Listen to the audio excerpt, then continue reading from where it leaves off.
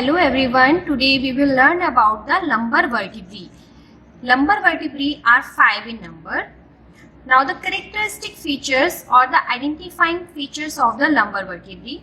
So first, the body of lumbar vertebrae is large, massive.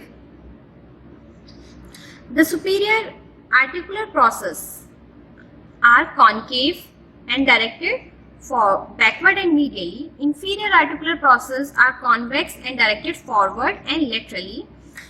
The spine is quadrangular and thick.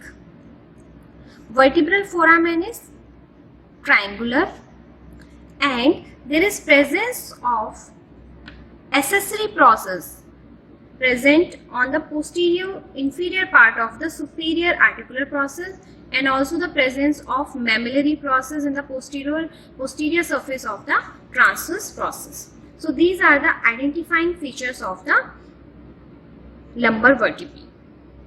Out of 5 lumbar vertebrae, upper 4 lumbar vertebrae are typical, having same features, and 5th lumbar vertebrae is different, so it is atypical. Now the typical lumbar vertebrae, this is the first lumbar vertebrae, second, third, fourth, and this is the atypical 5th lumbar vertebrae. So first the features of the typical lumbar vertebrae. Here you can see the body. Body is larger, the anterior-posterior diameter is less than the transverse diameter. Here you can see the transverse diameter is more than the anterior-posterior diameter. Body has got four surfaces: superior surface, inferior surface, anterior surface, and the posterior surface. The superior and inferior surface covered by the hyaline cartilage, and it is related with the intervertebral disc. Anterior surface, in the center part, it gives attachment to the anterior longitudinal ligament. Then on the right side, in case of upper 3 lumbar vertebrae, it gives attachment to right crest of the diaphragm, whereas on the left side, in case of upper 2 lumbar vertebrae, it gives attachment to the left crest of the diaphragm. Then laterally, upper and lower margin of the body of the vertebrae gives attachment to psoas major muscle and its tendinous arch. Now the posterior surface. Posterior surface forms the anterior boundary of the vertebral foramen. This is the vertebral foramen, and it forms the anterior boundary of the vertebral foramen. The margin of the posterior surface, upper margin and the lower margin, gives attachment to posterior longitudinal ligament, and in the center part there is a foramina for the basivertebral vein. As you all know, the vertebrae consist of 2 parts, body and the vertebral arch. Vertebral arch consists of pedicle, lamina, and 7 processes: superior articular process, 2 in number, 2 inferior articular process, 2 transverse process, and 1 spinous process.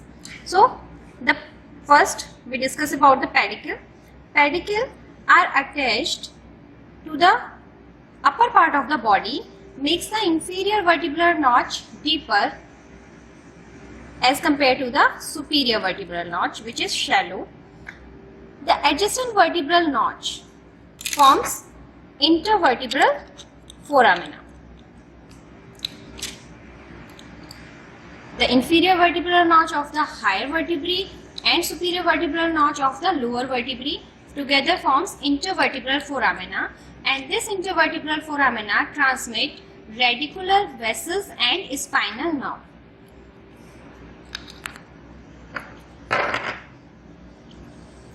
Now the lamina. Lamina are the bony plate directed backward medially. Upper border of the lamina and lower part of the anterior surface of lamina gives attachment to the ligamentum flava. The posterior surface of lamina gives attachment to the deep muscle of back. Lamina forms the posterior boundary of vertebral foramen. The pedicles are directed backward. That makes the vertebral foramen triangular in shape. Now the superior articular process. The superior articular process are concave. Here you can see the concavity and faces posterior-medially. Posterior border of the superior articular process. There is a tubercle is present which is known as accessory process, gives attachment to the medial part of intertransverse thigh muscle. The inferior articular process are convex. You can see the inferior articular process are convex and directed forward and laterally. Two transverse processes are there, and the transverse processes are thin and tapering. It homologous with the ribs in the thoracic region. Transverse process has got a tip, upper border, lower border, anterior surface and the posterior surface. The tip of transverse process of all the lumbar vertebrae gives attachment to the middle layer of thoracolumbar fascia, whereas in case of the first lumbar vertebrae, the tip of transverse process gives attachment to medial and lateral arcuate ligament. In case of the fifth lumbar vertebrae, the tip of transverse process gives attachment to the iliolumbar ligament. The upper and lower border of the transverse process gives attachment to intertransverse thigh muscle, muscles between the two transverse process, adjacent transverse process. Now, anterior surface of the transverse process and the posterior surface. Anterior surface is divided into two parts with the help of a vertical ridge. The ridge on the anterior surface of the transverse process gives attachment to anterior layer of thoracolumbar fascia. And this ridge divides the anterior surface into two parts, medial part and the lateral part. Medial part or the medial area on the anterior surface gives attachment to the psoas major muscle, whereas the lateral area gives attachment to the quadratus lumborum muscle. Now the posterior surface. Posterior surface, on the medial part of the posterior surface, there is a tubercle or the process. This process is known as mammillary process. Both the mammillary process and the accessory process gives attachment to the medial part of intertransverse thigh muscle. Now the spinous process. Spinous process, spine is quadrangular and thick. The posterior border of the spinous process in the center part gives attachment to the supraspinous ligament, and on each side of the supraspinous ligament there is attachment of posterior layer of thoracolumbar fascia. Now the upper border and the lower border of spinous process gives attachment to the interspinous ligament between the adjacent vertebrae. Posterior surface of spinous process and posterior surface of transverse process, posterior surface of the lamina and posterior surface of spinous process, all these three structure gives attachment to the deep muscles of the back. Now, the thoracolumbar fascia consists of three layer or three lamellae before backward. First, anterior layer attached to the ridge on the anterior surface of the transverse process, middle layer attached to the tip of the transverse process, and posterior layer is attached to the posterior border of spinous process. Now the vertebral foramen. Vertebral foramen is triangular in shape.